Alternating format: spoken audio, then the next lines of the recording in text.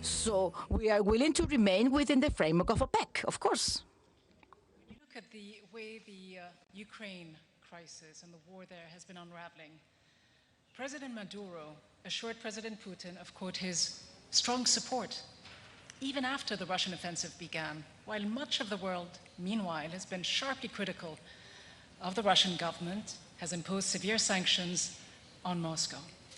Just how strong will your support for Moscow remain in the face of all of these mounting pressures? La posición de Venezuela ha sido muy clara. Our position has been very clear from the outset.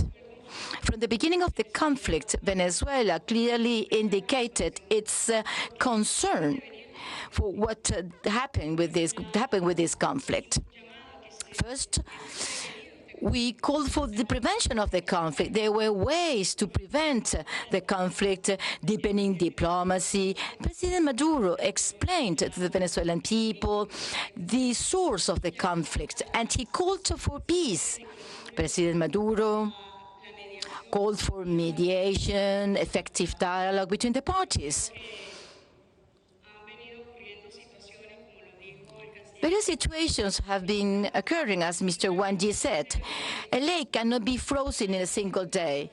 It doesn't happen. It didn't happen in 24 of February. There have been accumulated aggressions and violations that could have been avoided. For instance, when the United States invaded Iraq, 10,000 kilometers from its border, they did because they thought there was a threat to its security.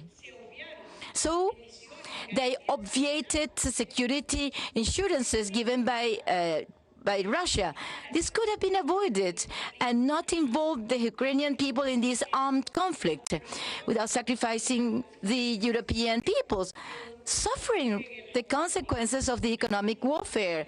Here in Turkey, I was walking around in the streets in the old city. We went to the Hadrian Gate.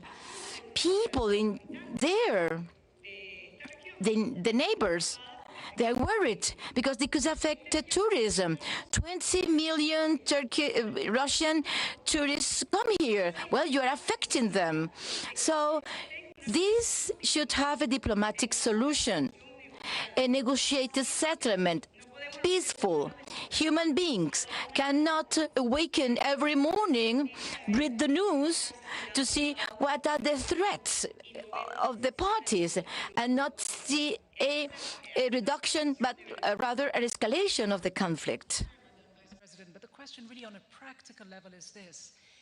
Venezuela is in a situation right now where it has to hold on to any powerful friend it has, and Russia is one of your, few most powerful friends. You have the opportunity now to normalize relations with the United States. I just wonder, how important does Russia remain for you, for Venezuela, and just how far are you willing to go in withstanding US and Western pressures to isolate Moscow? How far will you go?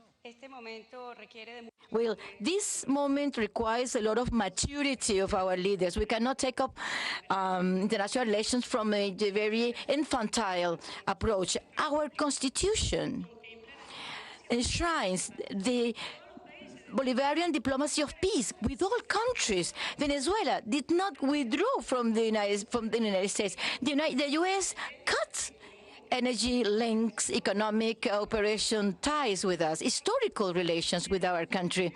We preserve our position.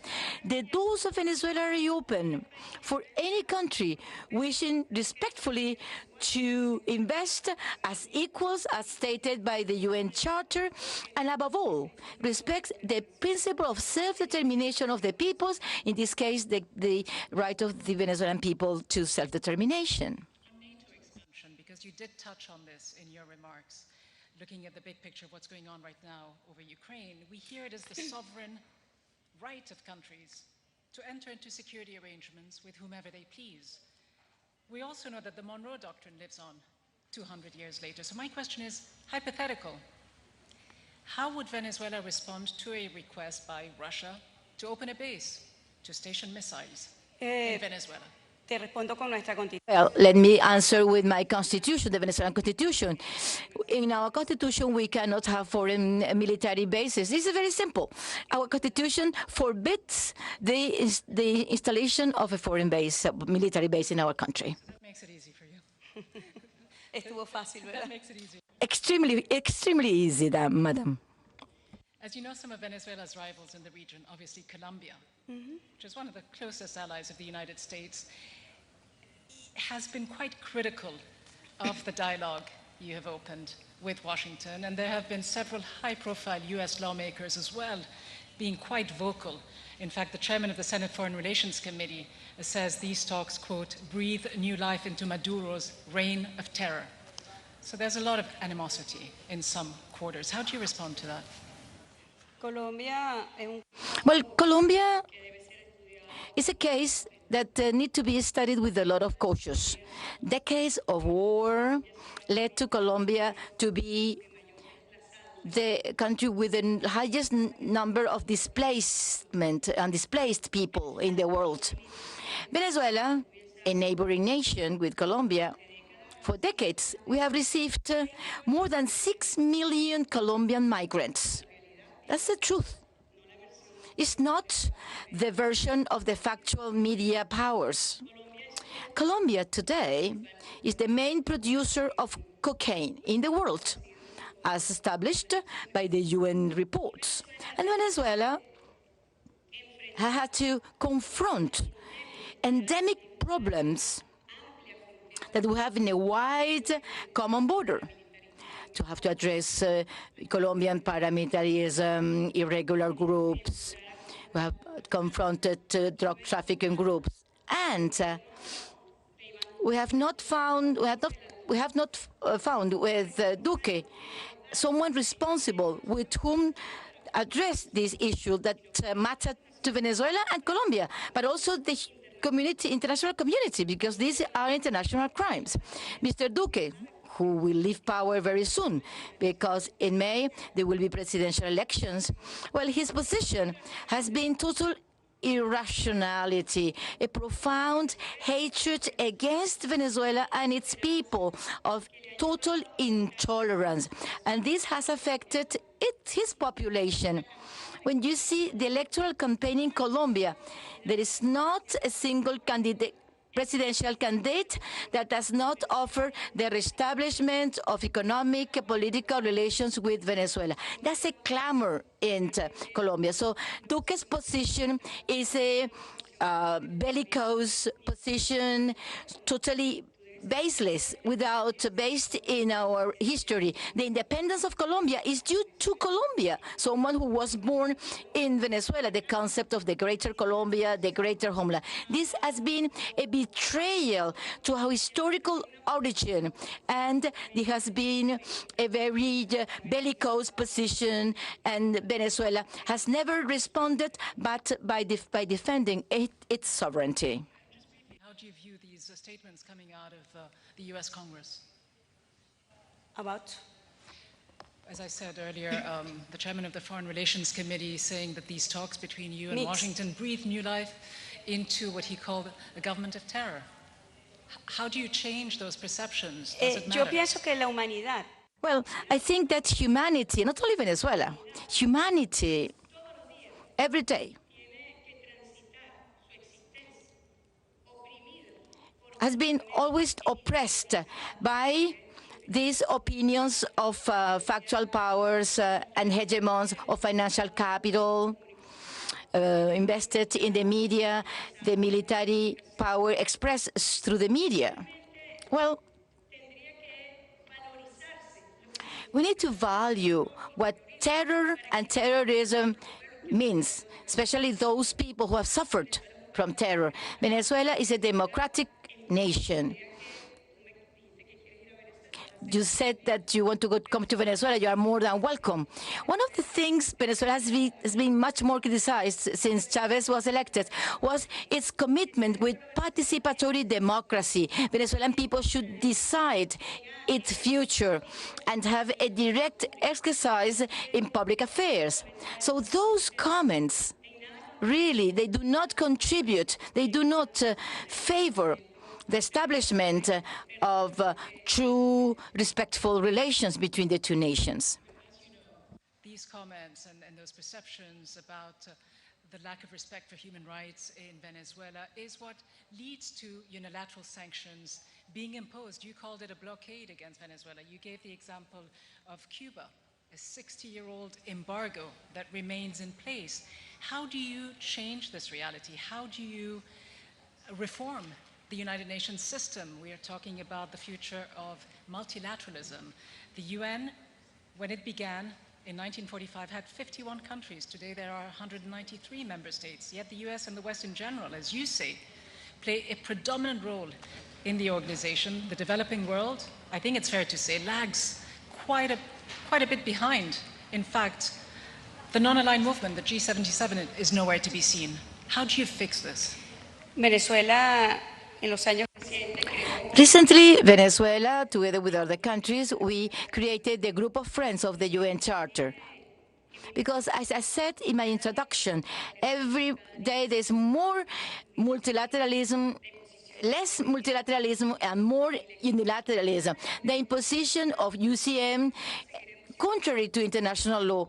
Therefore, this is part of our existence, the continuous defense of law.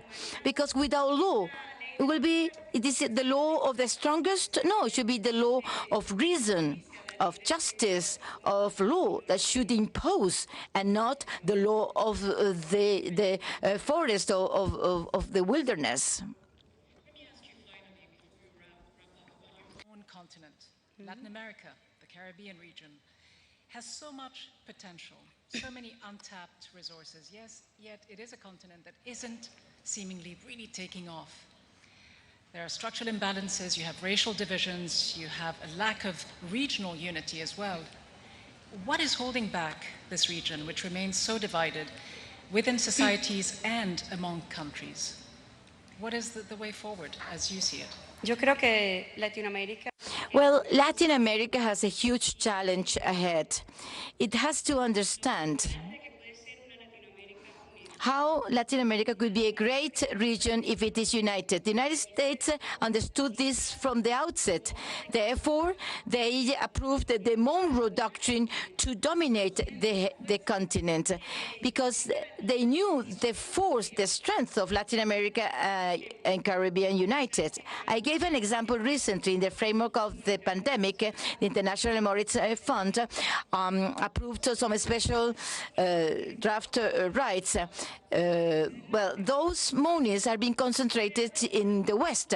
They allocated, however, an amount for Latin America and the Caribbean. Now, if you see all the deposits, the resources, financial resources of Latin America in the West, you will realize that it's 5 times higher than those special rights approved by the IMF to tackle COVID in the region. If unity, as Bolivar conceived it, unity to grow together, unity to answer together, to respond to, if we were truly mindful of this unity, and Commander Chavez said this when he founded CELAC, UNASUR, and ALBA, the need to have unity in the region to respond to powers with hegemonic positions. My concrete reply is the following. We need to pursue unity. Understand that it's the only path we have in the region to overcome together the problems we have, instead of